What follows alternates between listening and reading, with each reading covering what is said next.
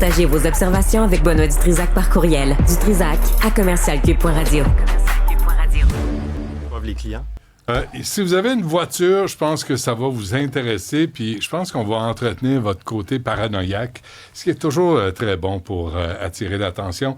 Il est co-directeur général de l'Union des consommateurs, Maxime Doré. Monsieur Doré, bonjour. Bonjour. Bon, qu'est-ce qu'elles ont, les voitures? Là, vous parlez des voitures connectées.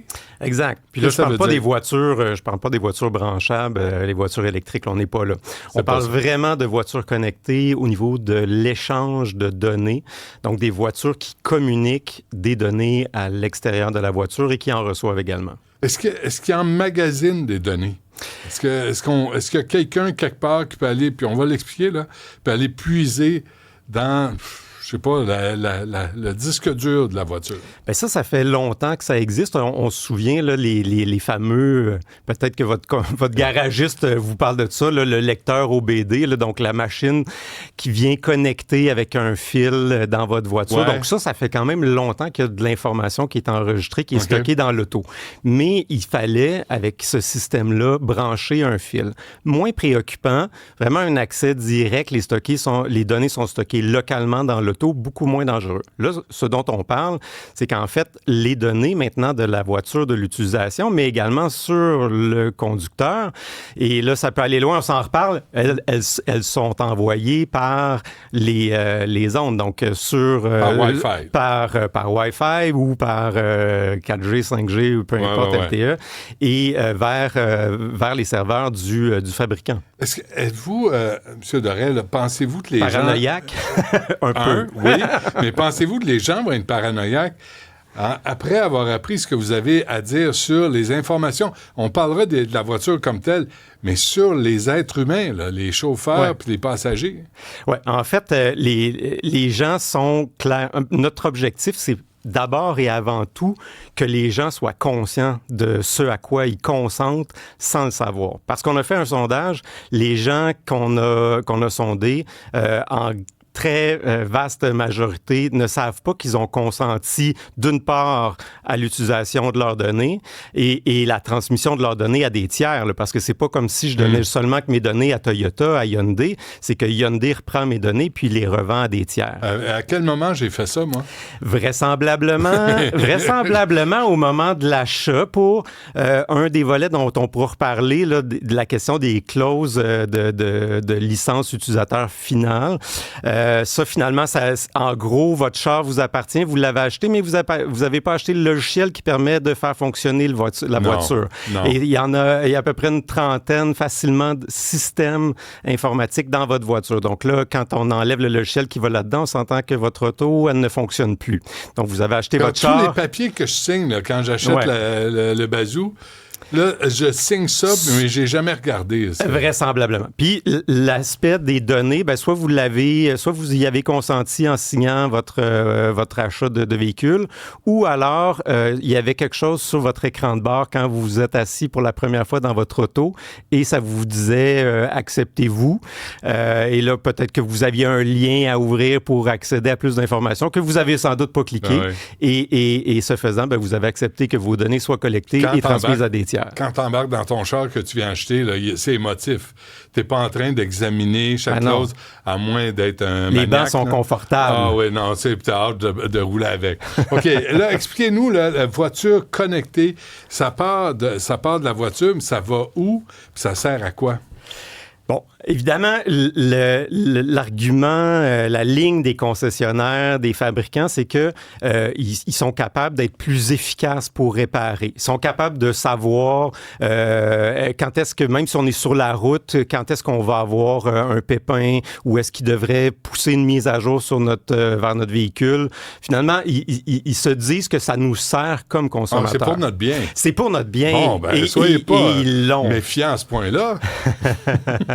Ouais. En fait, le gros enjeu de ça, c'est que le système OBD fonctionnait très bien. Comme je vous disais, là, que le garagiste indépendant ou le concessionnaire se plug sur votre voiture est capable de diagnostiquer. Dans le garage. C'est ça, la petite machine. Et ça, c'est un système qui fonctionnait quand même relativement bien. Sauf que là, de plus en plus, ça devient finalement, cette technologie-là est évitée par les concessionnaires. Les fabricants laissent certaines données accessibles via les ports OBD, mais la plupart des données sont stockées sur des serveurs. Et là, l'enjeu est un enjeu aussi de réparabilité parce que, moi, je ne vais pas chez mon concessionnaire la plupart du temps parce que d'une part, il me charge plus cher et je m'attends à ce que mon réparateur indépendant puisse faire les travaux. Mais là, il y a maintenant des voitures où, ne serait-ce que pour faire un changement d'huile, il faut être capable de se connecter sans fil sur la sonde et finalement, il n'y a pas de jauge. Là. La jauge physique là, qu'on connaît là, pour est-ce qu'on a mis suffisamment d'huile après un changement d'huile, là, ça n'existe plus sur certains modèles de voitures. Donc, finalement, les concessionnaires, les fabricants, avec ces différents contrôles-là logiciels, en contrôlant la donnée, contrôlent la réparabilité par des indépendants. Dans le fond, le consommateur n'a plus le choix d'aller faire réparer où est-ce qu'il souhaite. Puis, il y a des endroits où on a du choix. On est à Montréal, on va vraisemblablement trouver un concessionnaire pas trop loin. Mais si vous êtes aux îles de la Madeleine, puis que vous n'avez pas de concessionnaire aux îles de la Madeleine pour votre modèle de véhicule, puis que la méthode pour réparer votre véhicule est détenue, contrôlée par le concessionnaire, le fabricant, là, vous êtes dans la... OK, dans la gadoue. Monsieur Doré, qu'est-ce qu'elle... Tu sais, on parle de données, là. J'entends ça, mais qu'est-ce qu'ils veulent savoir? Qu'est-ce qui est précieux là-dedans? Puis à quoi ça sert? Tout. En fait, le gros problème avec la voiture, parce qu'en ce moment, on s'entend, là, les gens ont des objets connectés pour tout et n'importe quoi. Ouais. La porte d'entrée, puis le chauffage, puis tout ce qu'on veut. Puis c'était là, c'est bien, c'est un petit plus qui nous est offert. Puis, et là, récemment, il y a eu des plantages sur les serveurs d'Amazon. Puis là, les gens se sont dit, objet connecté, je veux bien, là, mais quand mon lit chauffant chauffe à un niveau pas possible, alors que je suis plus capable de rien contrôler parce que les serveurs sont plantés, là, les gens commencent à comprendre qu'il y a peut-être un petit backlash avec ça. Mais l'enjeu des données, donc, avec les voitures, ce qui est particulier, c'est que les voitures savent où nous sommes. Donc, la question du GPS est particulièrement troublante parce que qui d'autre que vous part de votre domicile pour venir à Cube à peu près à chaque jour? Donc, même si ce qu'on nous dit, c'est que les données sont anonymisées, dépersonnalisées, c'est de la bullshit.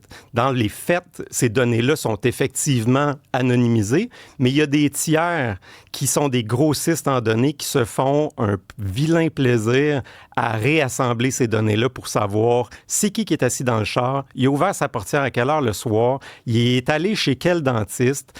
Bref, ils en savent beaucoup sur nous et les voitures, maintenant, sont dotées de caméras à peu près partout. Ouais. Et donc, ça filme à l'intérieur, à l'extérieur, et vous l'avez nommé, vos passagers, eux autres aussi, sont filmés.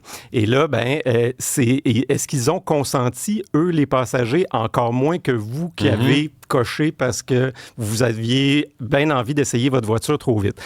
OK, mais une fois que vous embarquez avec moi, là. Ouais. Hein? Puis là, vous êtes filmé, on part, on va au restaurant, je vous ramène, prenez votre char, vous en allez chez vous. Oui. Là, c'est quoi les données? À quoi ça sert? Qu'est-ce qu'ils font avec ça? Le plus... En fait, quand il y a des systèmes comme ça, on le sait là, avec Facebook, avec différents systèmes, quand c'est gratuit, l'offre, quand c'est toi la marchandise. Exactement. Ouais. Et un des exemples qu'on a vu, par exemple, c'est la revente de données à des assureurs. Et donc, les assureurs sont très intéressés à connaître nos habitudes, sont très intéressés parce que ça leur permet de faire une évaluation des risques qui est vraiment ciblée sur mesure en fonction de qui nous sommes, c'est quoi nos comportements, c'est quoi nos... Bref, ils en savent beaucoup, beaucoup trop. Et oui, il y a nécessairement aussi l'IA qui est là-dedans, qui se nourrit de plein de données, et notamment la question de la voiture autonome, qui n'est pas l'objet de nos recherches à proprement parler, mais la voiture autonome a besoin de beaucoup, beaucoup de données vidéo, de situations conditions pour s'entraîner. Et donc, elle filme en tout temps à l'extérieur pour être capable de se préparer, d'apprendre. On a intérêt à marcher droit, hein? Parce qu'il y a un paquet de témoins si tu fais des conneries. C'est ça le but de l'étude, finalement. Hein? C'est une alerte aux hommes infidèles. C'est pas pour les consommateurs, on s'en fout, là. Mais marche droit, mon ami, là, parce qu'on va le retracer, ce que tu as fait dans ta journée. Bien, en fait, la question, c'est toujours faut toujours se ramener à la notion de consentement libre et éclairé. Ouais. Si un consommateur dit, ben moi, je donne mes données, puis j'ai quelque chose en retour, puis la fameuse phrase, moi, j'ai rien à cacher. Mm-hmm. Mais en même temps, ce qu'on voit, c'est que finalement, ce que ça fait, c'est que bien souvent, il y a un prix aussi à payer. Parce que il peut y avoir des primes d'assurance qui augmentent, il peut y avoir différents frais qui s'ajoutent. Et là, récemment, Alain McKenna écrivait sur l'éventuelle disparition de la radio FM, de l'antenne FM dans les voitures. Et là, on va remplacer ça par une radio numérique qu'on va vous offrir vraisemblablement gratuitement. Quel beau bonus. Sauf que là, d'une part, vous allez être géolocalisé. On va vous pousser de la publicité ciblée sur vous. On va évidemment vous traquer. Et l'évaluation qui était donnée par l'industrie elle-même de manière très transparente, et j'étais vraiment surpris, disait entre 1 et 16 $ de l'heure que valent les données qu'ils récoltent à partir finalement de notre utilisation d'une voiture intelligente et qui est un potentiel à monnayer avec une radio en ligne. Et là, qui dit on enlève un système dit que le choix finalement va disparaître d'utiliser de la bonne vieille radio, qui, on s'entend, n'est pas l'équipement qui coûtait le plus cher à ajouter sur une auto. Là. Non, mais il fallait rectifier ça. Là. Tu sais, si t'es pas capable d'exploiter le consommateur, on va trouver une façon. Absolument. Là, je lisais dans les données de votre rapport, 95% des nouvelles voitures vendues dans le monde seront connectées d'ici 2030. Donc, c'est incontournable. On s'en va vers ça. On est presque arrivé vers ça. Oui, on s'en va vers là, clairement. Après, qu'est-ce qui va encadrer l'utilisation de ces données-là? Ça, c'est vraiment le nerf de la guerre, et vraiment notre prochaine étape va être clairement de se tourner vers les instances réglementaires, les gouvernements canadiens, québécois, pour s'assurer que l'encadrement soit adéquat. Ou de s'acheter un vieux char. Oui, écoutez, sur une Lada, la protection des données personnelles était quand même assez J'en ai une impeccable. Lada. Je ne veux pas la garder. OK, je reviens à ce que vous avez dit, Maxime Doré. Là, les données transmises incluent localisation GPS, vous l'avez parlé, la vitesse, le freinage, ouverture des portes, le poids, le nombre de passagers, le rythme cardiaque. Le rythme cardiaque? Oui. Comment? Là, c'est des capteurs qui peuvent être installés à différents endroits dans votre siège. On est des cobayes, là? On est des rats en laboratoire? On est l'équivalent des vaches à lait et on paye une treilleuse avec des roues. Là. C'est vraiment ça, et c'est nos données qu'on donne. Et on les donne sans avoir réellement compris qu'on les donnait et sans avoir évalué les risques à long terme de cette espèce de don-là gratuit. Là. OK. Je ne sais pas si vous avez les exemples devant vous, Maxime Doré, mais là, vous dites GM a partagé des données avec LexisNexis, hausse de l'assurance de 20%. Ford prévoit des publicités ciblées à partir des conversations dans la voiture. BMW et Mercedes facturent certaines fonctionnalités, siège chauffant, accélération rapide, via un abonnement. C'est toujours pour nous mettre dans un coin, puis toujours nous demander de l'argent pour chaque geste qu'on pose. Oui, il y a le volet Big Brother, puis effectivement, il y a le volet de la propriété. Est-ce que votre auto vous appartient réellement? Puis quand on a des équipements, parce qu'en réalité, il y a eu un cas, Volvo s'est essayé à une époque de dire, dans le fond, ça leur coûtait moins cher de mettre des sièges chauffants dans toutes les autos, mais de ne pas les activer dans toutes les autos. Fait que là, dans le fond, les gens avaient été assis sur un siège chauffant, mais s'ils n'avaient pas payé pour, ils n'étaient pas activés. Volvo a finalement reculé. Ah, l'équipement était dedans. l'équipement était dedans. Il l'avait pas mis à on. Exact. Puis là, la beauté de la chose, c'est que la monétisation par abonnement, c'est vraiment ce qui intéresse le plus les fabricants, les vendeurs, parce que quoi de mieux que de revendre un char année après année par petits morceaux à la pièce. Fait que ça, c'est vraiment, on vous traite, mais on vous traite sur le long terme et chaque jour. J'aime pas cette image-là, là, d'être une grosse vache qu'on traite chaque jour. OK, avant qu'on se quitte, Maxime Doré, l'Union des consommateurs, qu'est-ce que vous demandez aux législateurs fédéraux et provinciaux? Bien, il faut clairement encadrer la notion de consentement libre et éclairé aux données, à céder ces données. Puis ça aussi, ça veut dire avoir le choix de ne pas les donner. Donc, s'assurer de refuser. Exact. Ouais. Alors qu'en ce moment, ce choix-là n'existe pas.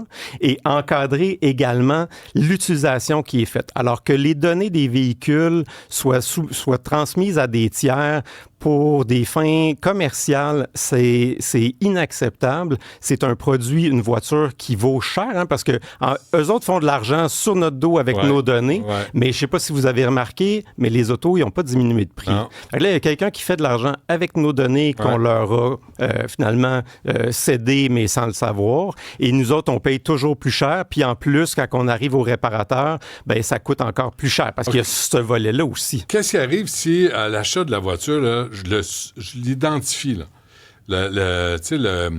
L'espèce de permission que j'accorde, si je dis non, si je refuse d'être un rat en laboratoire. Évidemment, il y a certaines configurations en fonction des fabricants. Dans certains cas, il y a des fonctionnalités que si vous refusez, elles ne fonctionneront pas, mais n'empêcheront pas votre véhicule de fonctionner. Mais ça pourrait, par exemple, vous priver d'utiliser l'ordinateur de divertissement là, avec la radio et compagnie.